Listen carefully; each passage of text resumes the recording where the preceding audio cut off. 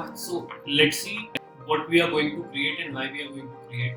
So we are going to create a model named Telegram user because we are generally accepting users from Telegram users. So let's say call it a Telegram user. But if you want to say it as a user or profile, you can define whatever it is. For our context, we are simply saying Telegram user. Now the fields, this model is going to have all these fields. So we are going to have create time, and which is going to be of the type date type.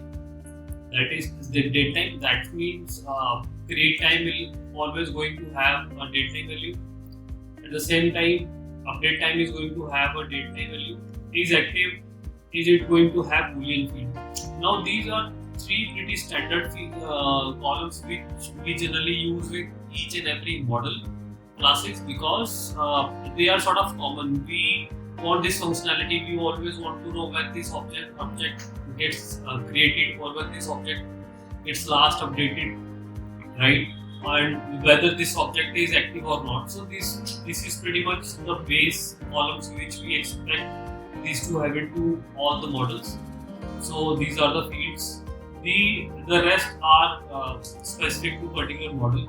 Now username. So we know that okay, there is going to be a Telegram user, so that means it is going to have a name. So we have added a username. Now chat ID. What is chat ID? Chat ID is basically Telegram users primary key, you can say. So whenever a user interacts with the Telegram, we are going to have an ID which is 8 character or 10 character long, which identifies that particular individual user. So we are going to store that particular ID. Now the saved alerts. Saved alerts say user subscribe for something. So we are going to store that information. In order to store that information, we have a column called saved alerts. Now we have defined it as a JSON field. Why JSON field? Because defining it as because this is going to have dynamic value. I don't know what we are going to store in what structure we are going to store. So essentially, I'm assuming maybe we can have a dictionary or we can have a list. That depends on how we are storing the data or how we can need in a future purpose. But for the timing, it is very safe to use JSON because whatever structure we save, we will get that information in that structure. Same is the case with recent searches. Now we also want to store what user has interacted with our Telegram bot, so we want to store the history. In that scenario, we are going to store recent searches in a JSON format. Now these other fields, alert 18 and alert 45. So this is an integer field where I store okay how many alerts I have sent for this particular column 18 plus alerts, how many notifications I have sent. At the same time, alert 45, this is going to have integer where it says okay this many alerts has been sent, and total alerts 18, total alerts 45. It simply says till date how many we have sent, because what happens is sometimes we can reset these fields depending upon how we want. Depending on we just want to control how many notification a user can receive in a particular time span. Maybe we can say okay, a user want to have or user can have maximum 5 notification in 5 hours.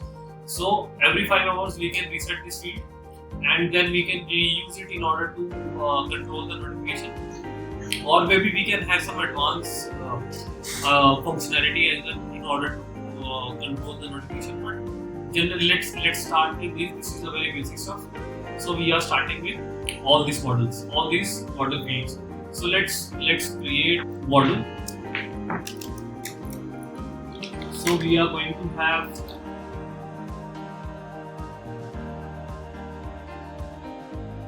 Telegram user, and Telegram user is going to be imported from model. So whenever we start any model, it has to be inherited from model class.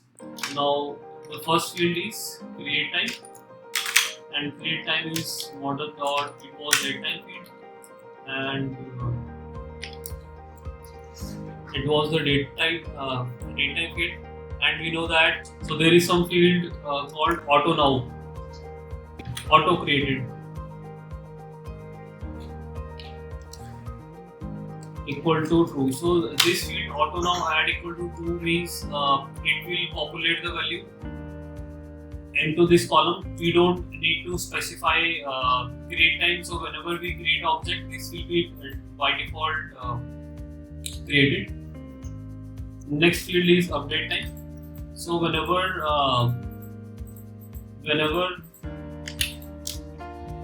we update this model, this field should be updated. So for this thing, Django provides easy to use methods.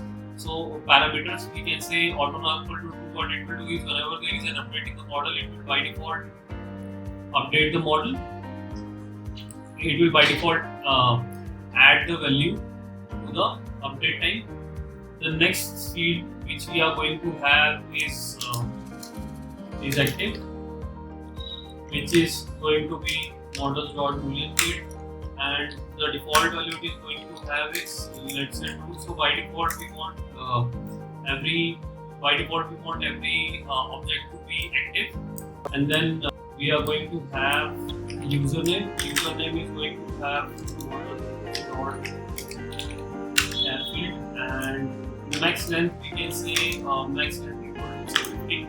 So with char field you always need to pass a max length, otherwise Django will throw error. Then we are going to have chat ID, and chat ID again going to have models for chat field. I can say max length equal to 20. I don't want exact length, so that's it. Then I can have saved alerts, and saved alerts is going to have JSON field. I don't essentially need to pass anything to the JSON field as such, but I can say okay, null equal to true. Sometimes user cannot have the saved alert, so null will be true, and at the same time I can say recent searches. So recent searches is again going to be the JSON field with empty null allowed, and then I am going to have alerts 18. This is models.integer field, and I can say default equal to 0.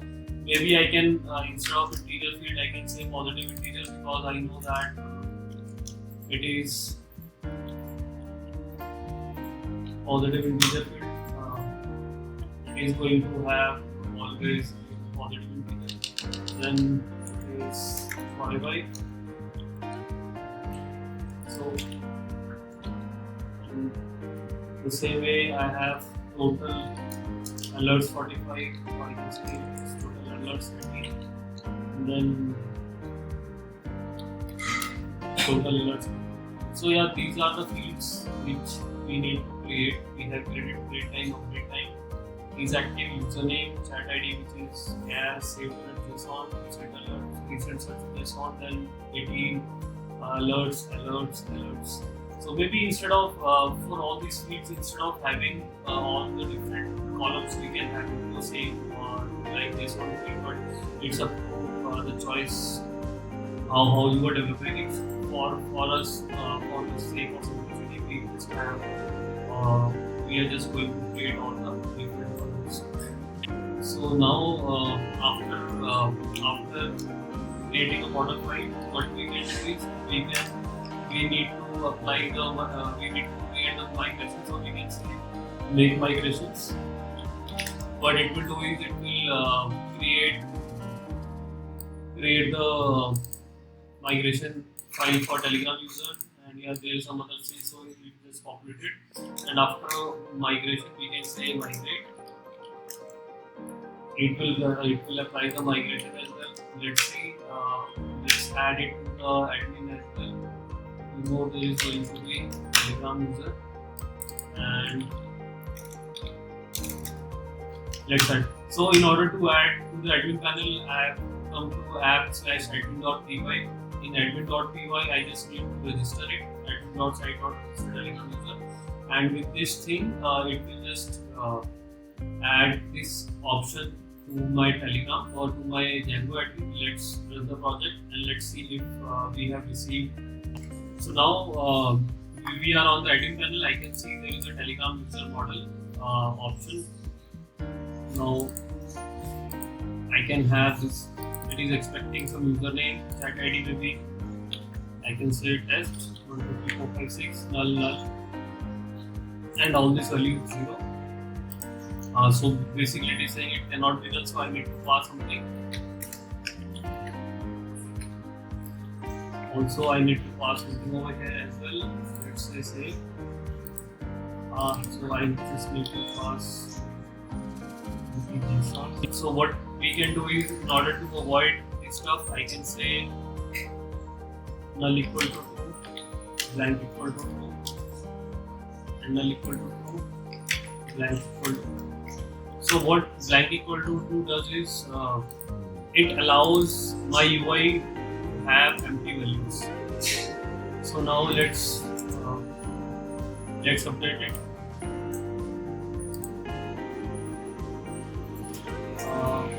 I need to pass test user, let's say 6, and let's see. Now it is going to allow me the null values in research sensible. So in the next video we will create some of the basic functions which we are going to use for the Telegram. That's it.